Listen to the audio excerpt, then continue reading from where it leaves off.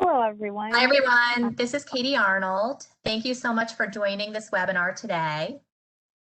This webinar is sponsored by the Institute on Disability and Human Development and the Leadership Education and Neurodevelopmental Disabilities LEND program, both at University of Illinois at Chicago's Department on Disability and Human Development, as well as the Autism Program of Illinois, or TAP. Funding is provided in part by the Autism Program of Illinois and the Illinois Department of Human Services. We're excited to have great presenters with us today to share about this important topic. And now I'll turn it over to Anne to start us off. Hello, everyone, and welcome.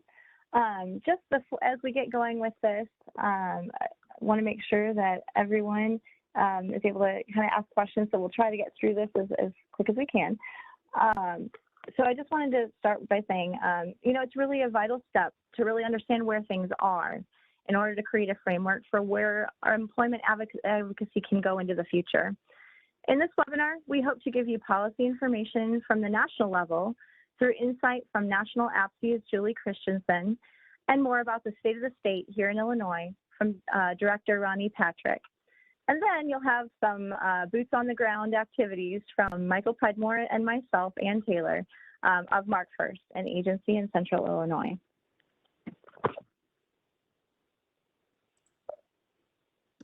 Thank you, Anne. And let me go ahead and share with you now a video with Julie Christensen. Give me a moment while I get that queued up.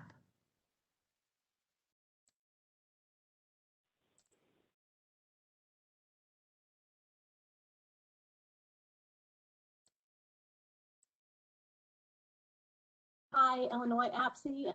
This is Julie Christensen from the National Office. I'm so sorry I can't be with you in person today, but I wanted to take a moment to just welcome you to this event, to thank you for all of the work that you're doing, and to just kind of put a face to the emails that come out. We seem to send a lot of emails, so hope everything is going well in your state. Please reach out if you have any questions or comments. But I wanted to just do a quick update on what's going on with National APSE. I'm going to share my slides, but I wanted to give you just an update of what's happening in our at our 30,000 foot view level in terms of the APSE strategic plan and our work in the public policy space. So let me just pull up my screen real quick. So the board just completed a revision to our strategic plan. It's a 3 to 5 year plan, and we were at the 3-year mark. So just a little bit of updating, and in no particular order, these are the 5 areas that we are really focused on as a national organization. So being an employment first policy leader, which of course makes me particularly happy because that's the space I like to play in, but also building capacity in the employment first field. Being a bridge to implementation, so thinking about APSE's role in creating and investing in infrastructure, both as a national organization, but also what we need in the field in order to continue to promote competitive integrated employment. Another strategic goal is to develop a strategy for effective and reciprocal business partnerships, so you'll be hearing much more about that. And we do have a goal of having 50 strong states. APSE currently has 38 strong states, and our goal is to, maximize where there is opportunity and momentum for employment first around the country. So our vision, values, and mission as a national organization have not changed, but what we really want to do as a national organization is center ourselves around the definition of competitive integrated employment, which was defined in WIOA, the Workforce Innovation and Opportunities Act. And so the way that we think about competitive integrated employment is that we think about work that's compensated at the same rate that anyone else would receive, minimum wage or higher, getting the same benefits, the same opportunities for advancement, being able to work in a space with people with and without disabilities, being part of the full community as a whole, and that there's opportunities for growth, that it's not a place you go just to spend your time, but it's a place, it's a career path. That's really what we're focused on in the employment first space. I find it helpful to kind of break this down into silos because the employment first field is a broad one. We have members from all different aspects of the continuum that is that journey towards competitive integrated employment. And every state is in a different place contextually. So I think when we talk about competitive integrated employment and we think about what states can do, what a state chapter, Illinois APSE can do, we kind of break it down into these three buckets. One is looking at the rate of competitive employment in a state and across the country. So this is national data. So this is our 14C data, the most recent that we received from Wage and Hour. Another is to look at the setting in which employment services are offered. Is it in an inclusive setting, so home and community-based services? Is it more in congregate, segregated settings? The best data source we have for that is looking at our Medicaid data and how Medicaid dollars are spent, so we can get a sense nationally that right now only about 20% of employment services are happening out in the community. So that gives us a sense of where there is room for growth and opportunity.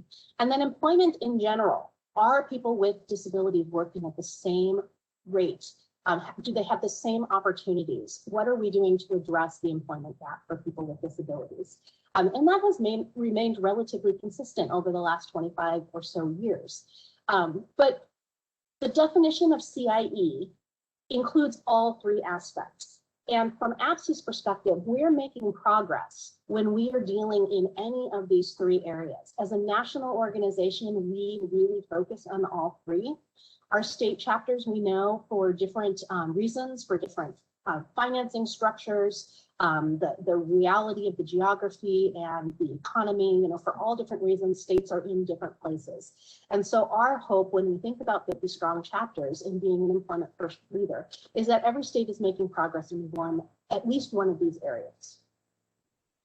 I want to just pause a moment to talk a little bit about COVID-19 and the impact, which has been significant. We're continuing to monitor the impact of this global pandemic on services in the disability employment sector. One thing that I will say is that we know as an APSE community that we did not have a system that we needed. It wasn't fully functional. Not every individual with a disability was able to wake up this morning and have fulfilling work, a place to go where they were making a good wage, where they were part of a community, part of a team, that capacity just doesn't exist. It's part of the reason why a shift away from 14C and congregate settings is such a difficult task, because we do not have an infrastructure as a service support system to be able to address every need.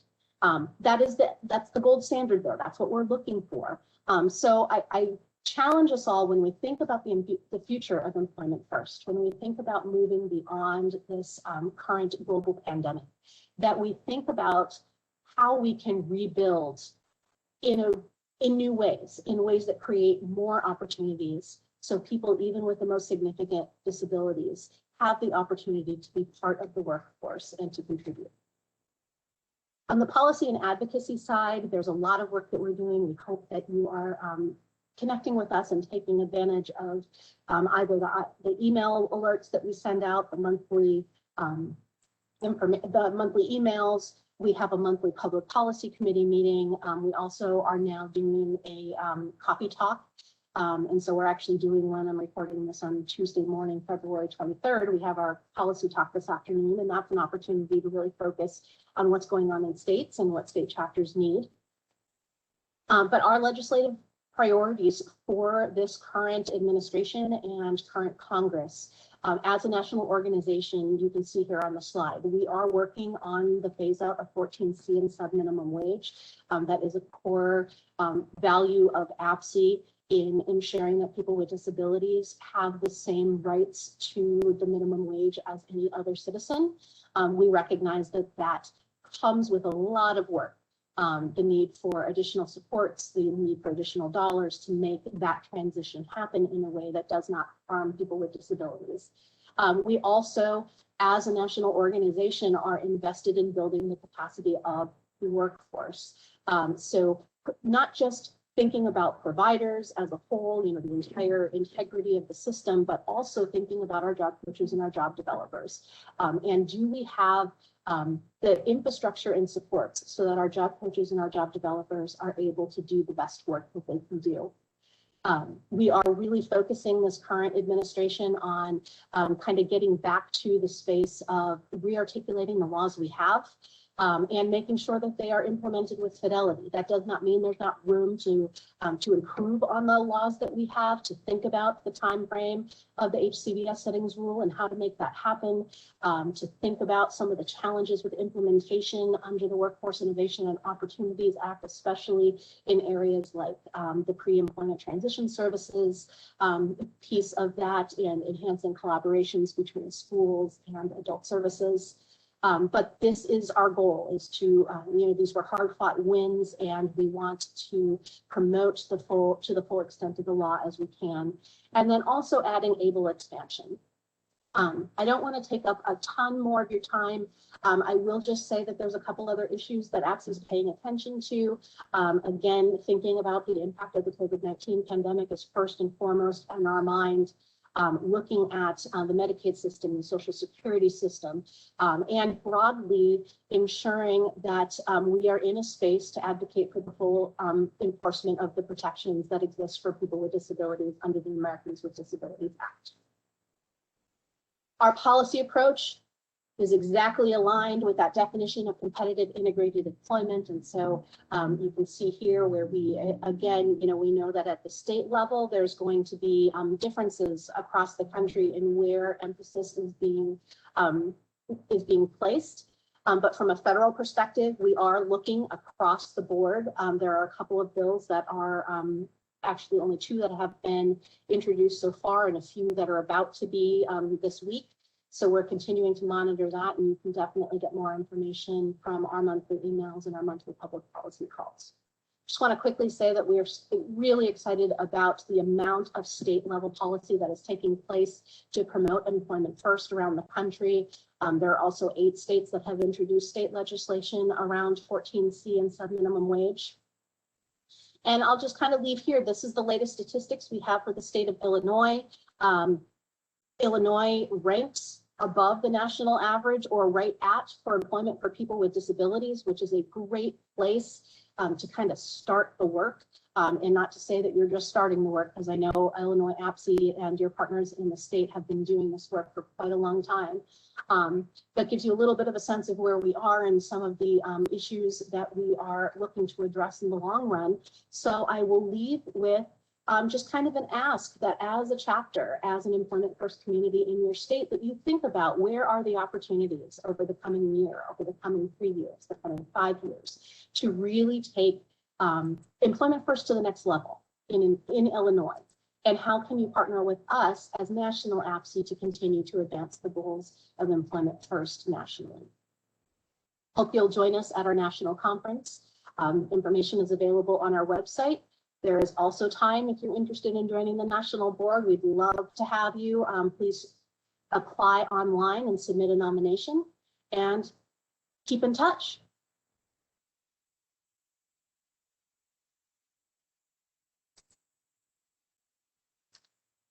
Great, thank you. And now we're going to hear from Director Renee Patrick.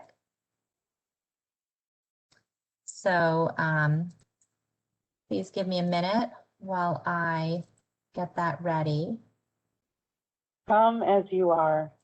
Disability neutrality and service integration at the Illinois Department of Human Services, Division of Rehabilitation Services.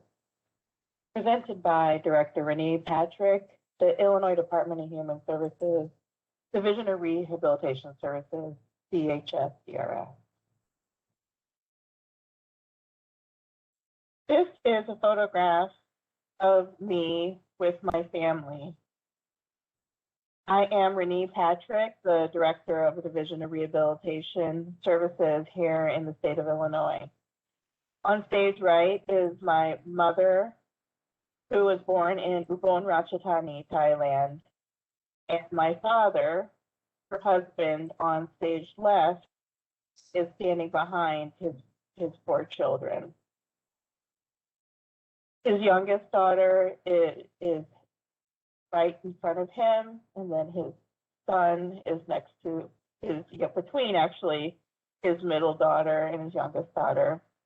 And then I am standing next to my middle sister, who was pregnant at the time with my niece, who's now in second grade and is very much into Pikachu and Go-Getta and is in special education. When I was 8 years old, I developed a couple disabilities and became a disability rights activist until I became the director in 2019.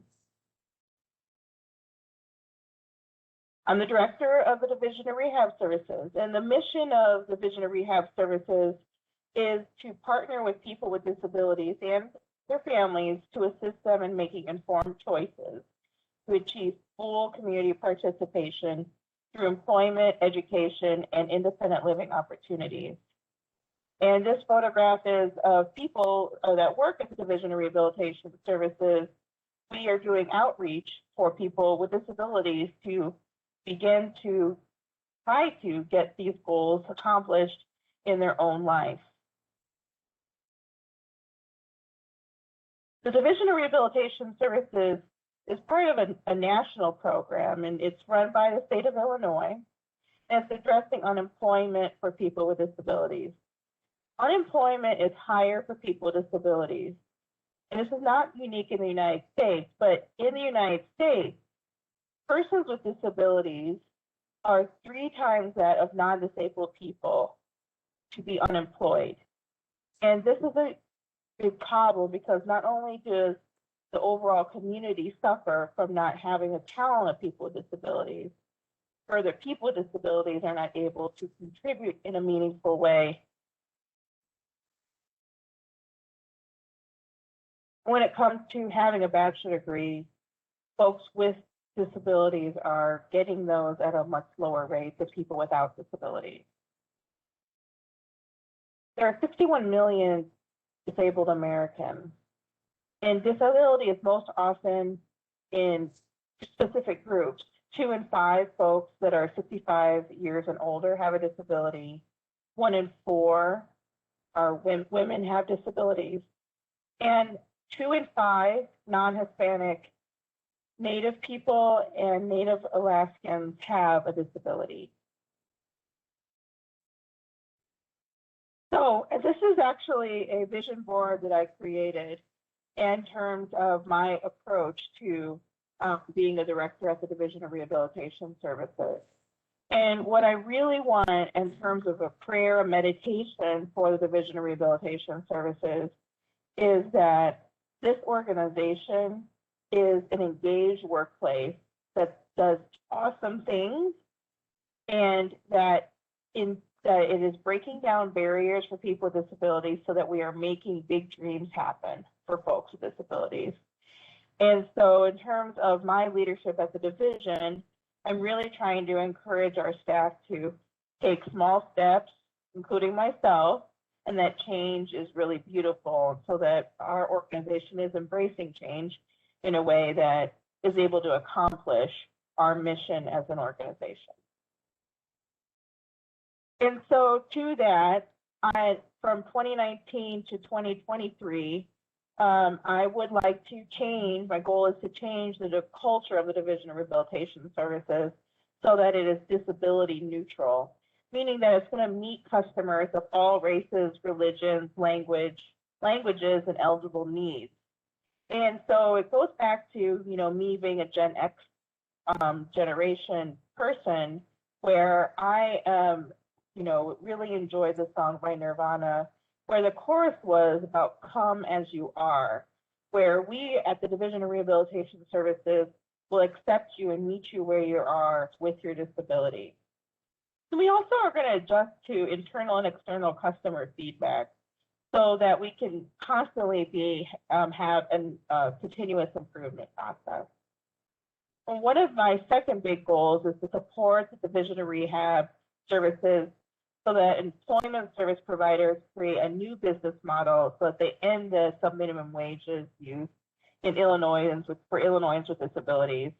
And then I want to increase competitive employment rate for disabled people in Illinois so that we have 6,000 customers successfully placed in work and that we reach 100,000 disabled students. Our success is through building relationships. Now, we are, federally asked to do this through the Workforce Investment Opportunity Act.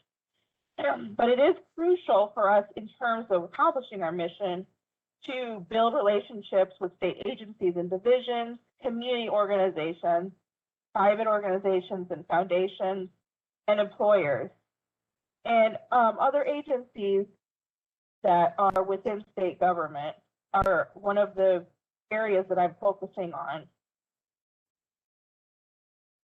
In 2020, in like a year and some months, I worked with the director of the Division of Developmental Disabilities and executed a formal memorandum of understanding between the Division of Developmental Disabilities and the Division of Rehabilitation Services. This memorandum had not been completed in 5 years. And when I entered into state government, this is one of the accomplishments that I was able to get done. And in the Division of Rehab, that we are trying to get people with disabilities to go to school and make money through work. And one of the initiatives that is in the state of Illinois is the Employment First initiative. And there in that document, there's recommendations. The task force have put them together. So a lot of my goals are actually based from that task force recommendations. And if you'll note, the sub-minimum wage component has to come from Employment First. And another one that I'm working on is through the Illinois Committee for Employees with Disabilities. And in that body, I am working with DRS to expand opportunities for people with disabilities to get state employment. DRS not only helps people with disabilities to get jobs in state government, we also provide services for individuals with all types of disabilities with a primary focus on competitive integrated employment. We provide placement services, including supported employment. We also started a customized employment pilot program that really meets people where they are when they have intellectual developmental disabilities. And we are really trying to make sure that people with disabilities have a better control of their life choices and that they are achieving personal success. DRS accepts anyone with a disability. So we really want you to be a part of the Division of Rehabilitation Services. We have many offices across the state of Illinois. While we are in a remote work status, we do want to reach to you through our phone or email or our website. So I just wanted to thank you all so much for being able to allow me to present on my goals and what I'm trying to accomplish with the Division of Rehab Services. And this is a picture of my husband, Mike Irvin, and our dog, Mau Mau. And my name is Renee Patrick at rahnee.patrick@illinois.gov, 773-360-4256. Thank you. Great. All right. So now I will turn it back over to Anne.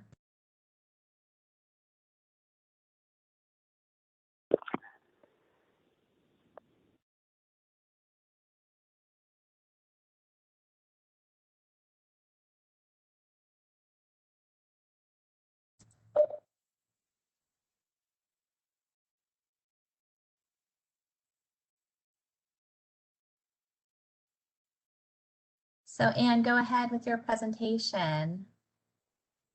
Oh, I'm so sorry. I thought that I had the microphone off mute. So apologize for that. Thank you everybody for listening to those first parts. I think it was really exciting to hear from both the national and state levels some of the things that are going on. And up next, we're going to have Michael Predmore. He's going to talk us through some things that we can do on the legislative level if we're wanting to support some of these things moving forward. Good afternoon, everyone. My name, as Ann said, is Mike Predmore. I work here at Mark First with Ann, and I've been on the APSE Board of Directors since 2014. And just a little plug here that we are looking for people to serve on our board, as some of us are be going off the board here in the next year or so. What I wanted to spend a few minutes talking about was just connecting with legislators and talking about how you can make your positions known to your legislators. And it's become certainly more challenging in the era of COVID as legislators' offices are closed. The state house has not been open for a good part of the last year. So just some tips, I think, to help everyone connect to advocate for policy positions. One of the most effective ways of making a position known is by meeting directly with your legislator. There's two options. One is to meet them while the legislature is in session, and another one is to meet with them privately in their office.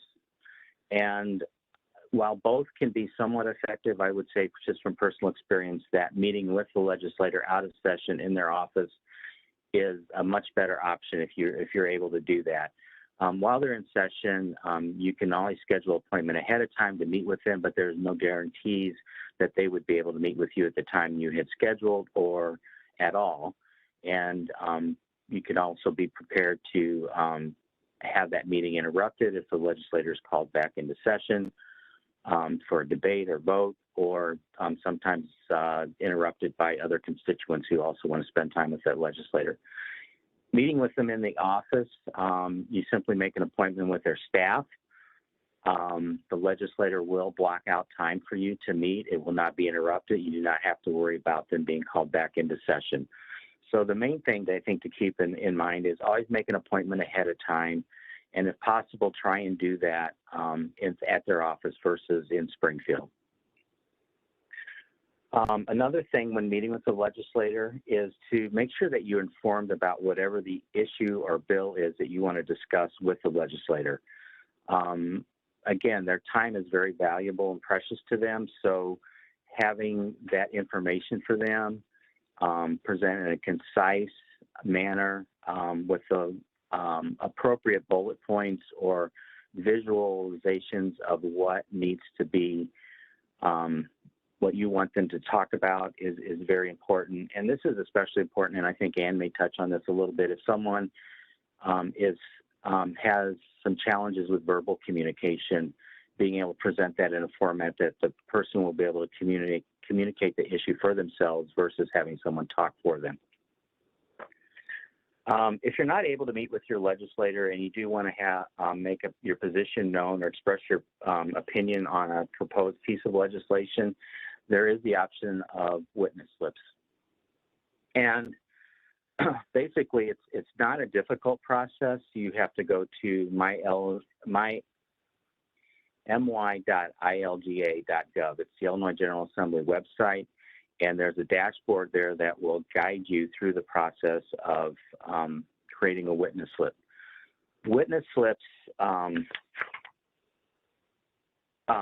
usually issued for committee hearings.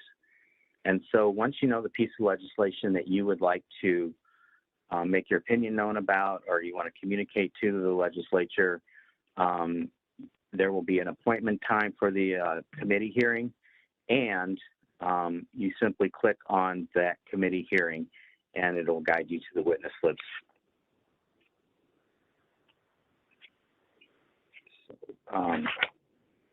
So signing the witness slips.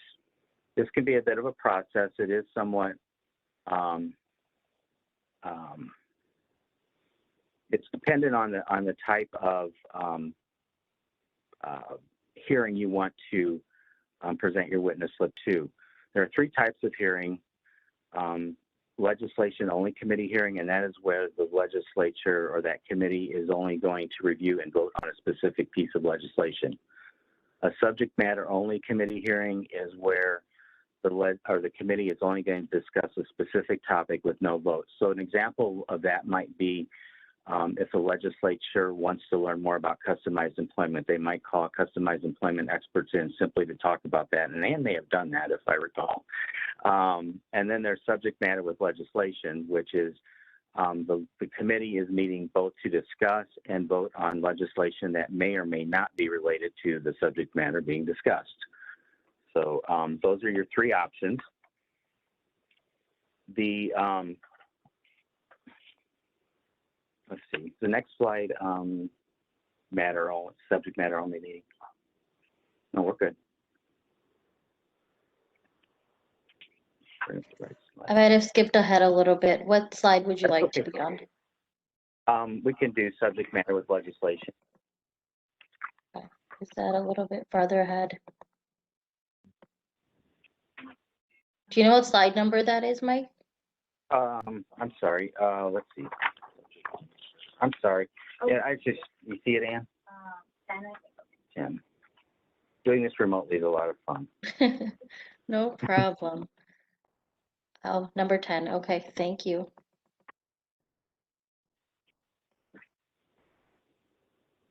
Oh, wait.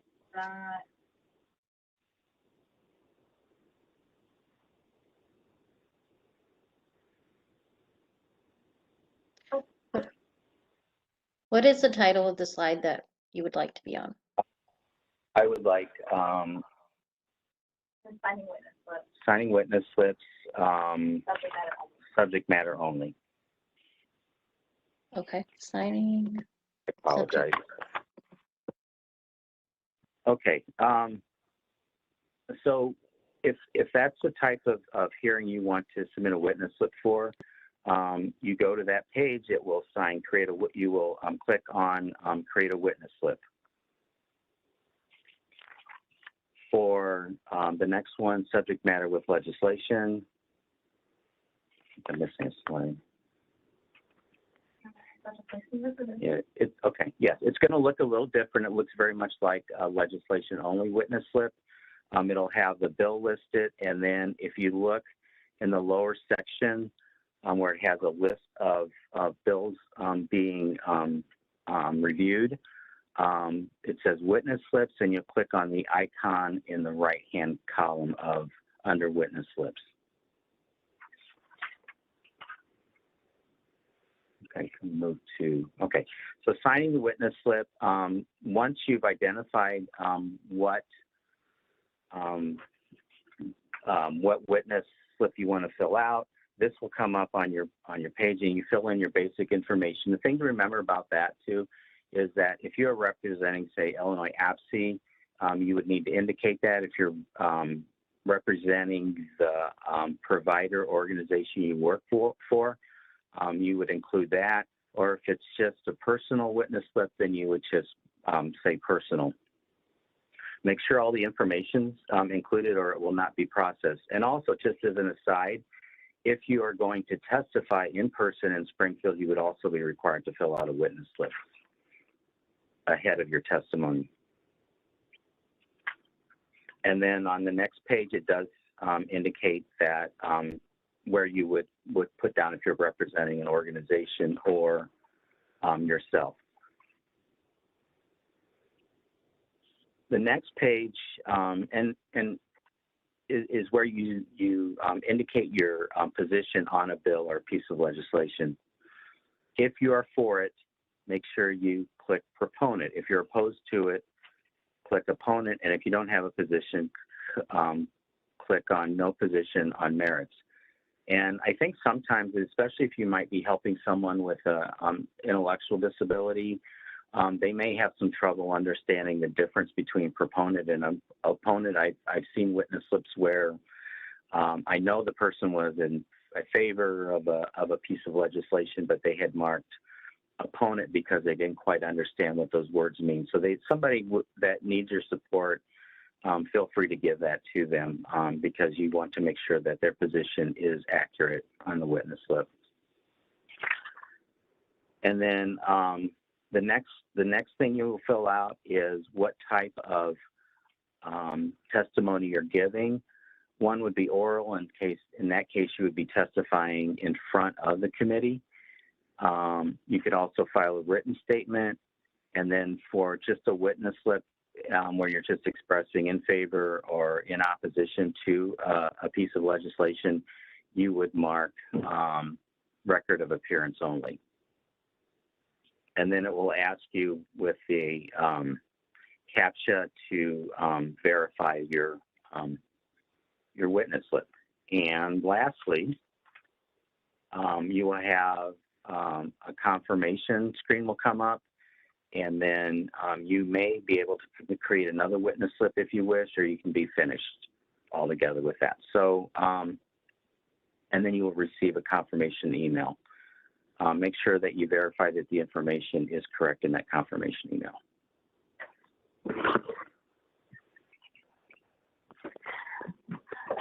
All right, thank you, Mike. That was so helpful, and I know that Mike helped me particularly through the process when I went down as a witness as well. So you can always call Mike if you run into trouble.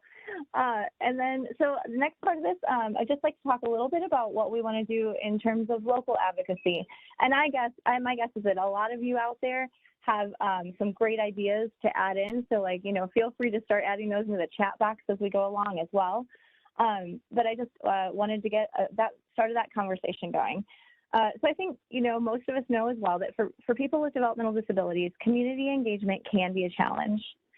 Nothing we do will solve the problems overnight, but local participation and advocacy brings us to a great place of starting.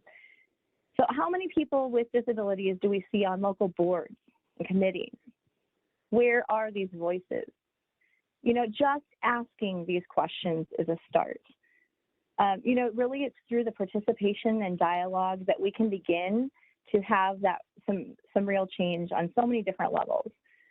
The truth is, no one of these things will make a great change, but if all the stakeholders take a role, progress can be made. Whether you're connected with a local agency supporting people, you're a parent, a guardian, or a sibling of someone with a disability, or if you're just an ordinary citizen with a passion for civil rights, taking steps towards the potential contact points of engagement is a way to shape your community and potentially beyond.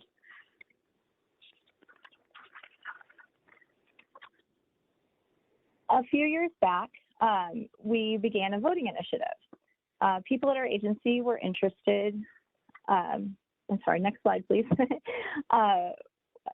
Were interested in voting. And so we came together with the local county clerk's office to promote voting by helping people register to vote. So from our agency, we decided to serve as a voter registration site. And we got a lot of the folks who were just interested and had a passion for this to be trained and to be involved in this whole process. So between working with the county clerk, we also worked with the local transportation service to provide multiple points of registration throughout the community. In that first year, they got 75 people registered. And this is the difference. Not only did they get 75 people registered, they got them excited. When you really bring everyone into the process and the passion that they have for having everyone's voice be heard, it's just such a powerful message. This connection has continued and has been featured in local newspapers as a reminder that people with disabilities, too, have the right to vote, and they exercise it.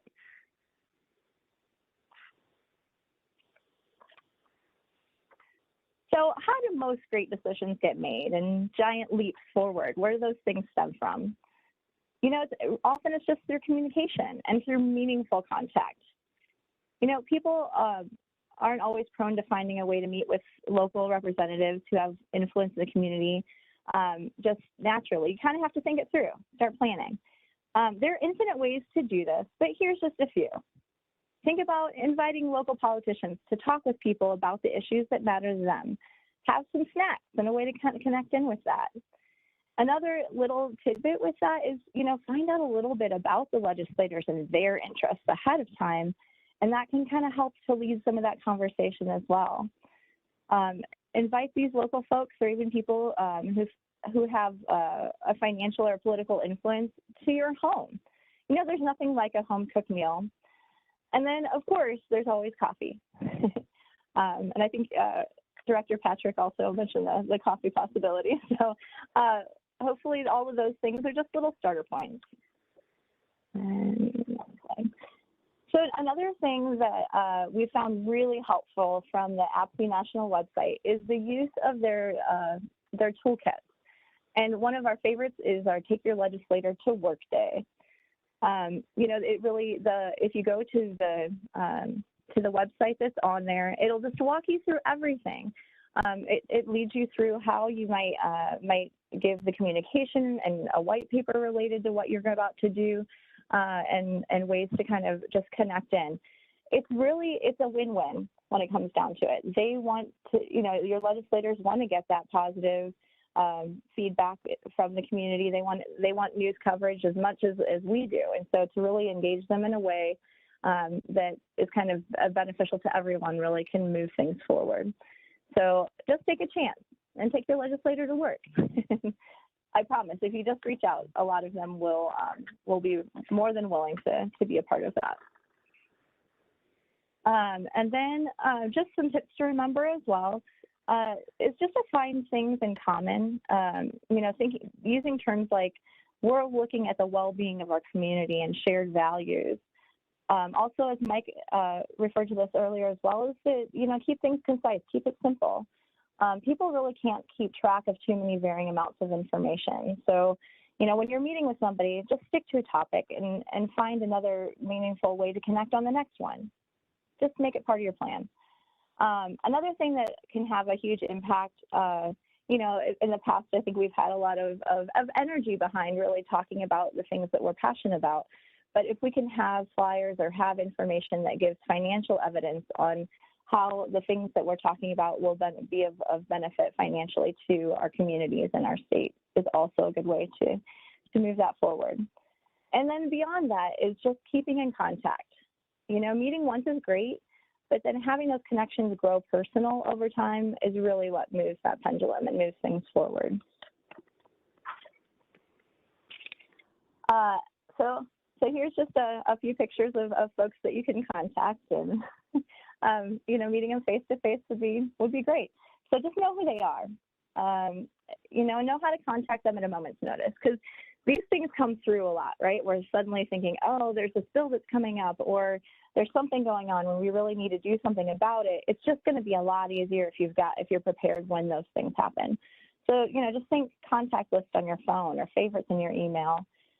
Never be afraid to let people know that you're a constituent with a concern. You know, it is their job to be accountable for that. Having direct contact from people and families is also incredibly impactful. It's your own stories and how that shapes your life and how that intersects with policy that's so critical. So drive for change that comes from the heart, and that's what's the hardest to ignore.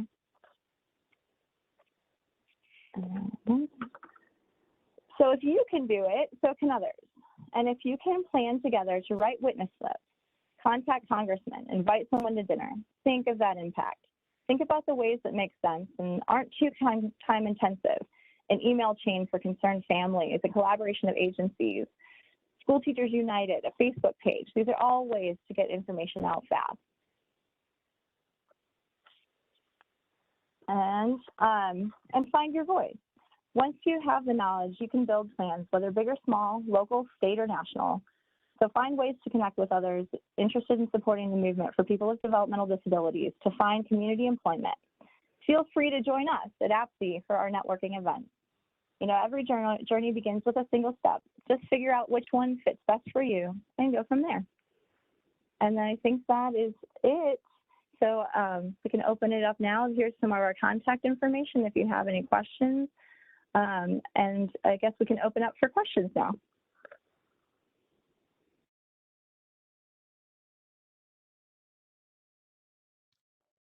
Great, thank you so much, Anna. That was great information, and I'll turn it over to Anam to handle some of the questions. Thank you, Katie. We have a question From Catherine, can panelists talk about how employment first might look with entrepreneurial, self-employed, non-wage based work?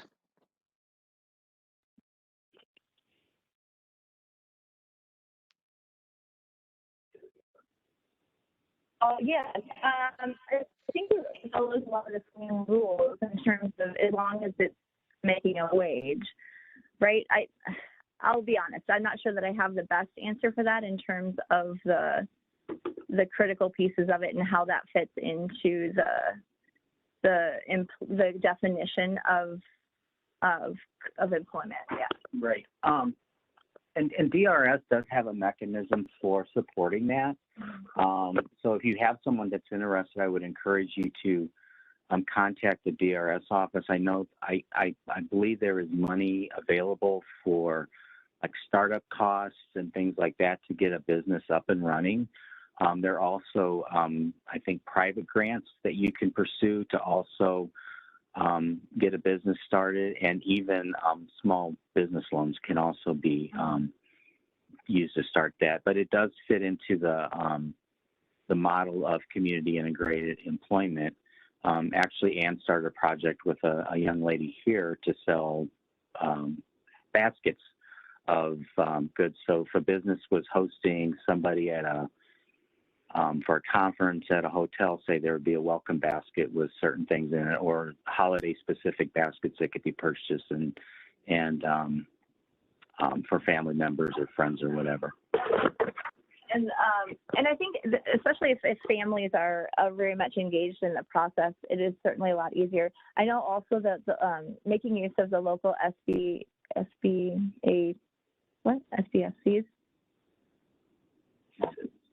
Yeah, not the SBA. There is an SBA, but there's also local communities. I'll have to look back more on that one. I can send some information out when I can research a little bit and send information out.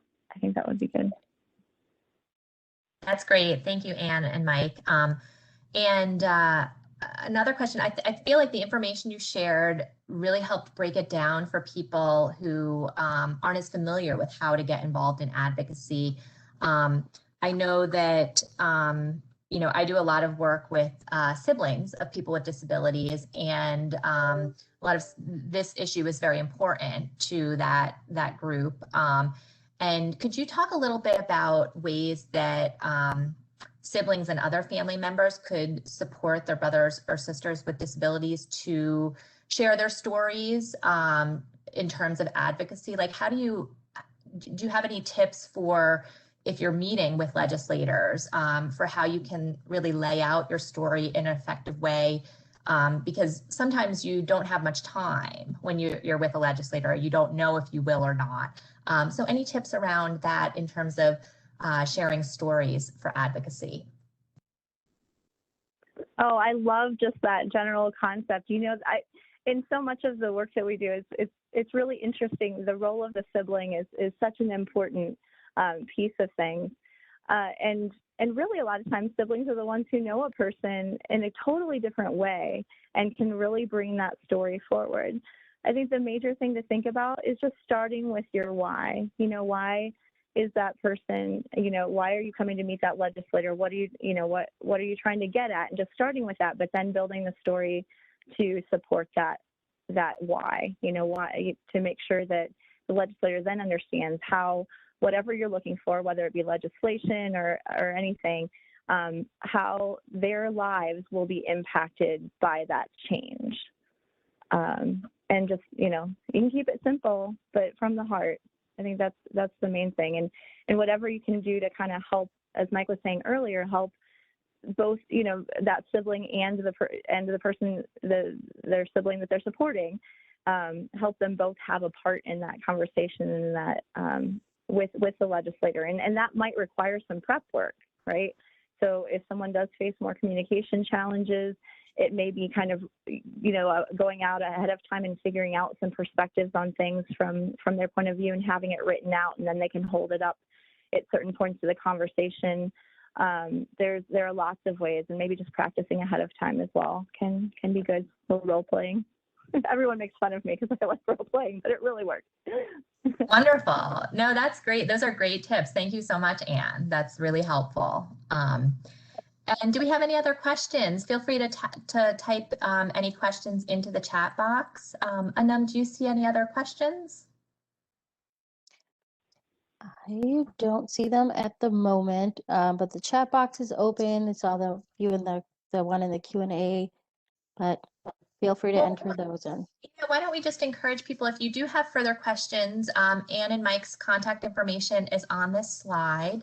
Anam, do you want to just close us out today? Sure. Well, thank you so much to everyone for joining us for the IDHD webinar series today. Thank you so much to our presenters, Anne and Mike, and Julie and Director Patrick for sharing those wonderful videos. You've got some comments. People are thanking you in the chat as well. We look forward to continuing the IDHD webinar series and seeing everyone there. Thank you so much for attending today. Thank you all. Thanks for all your support.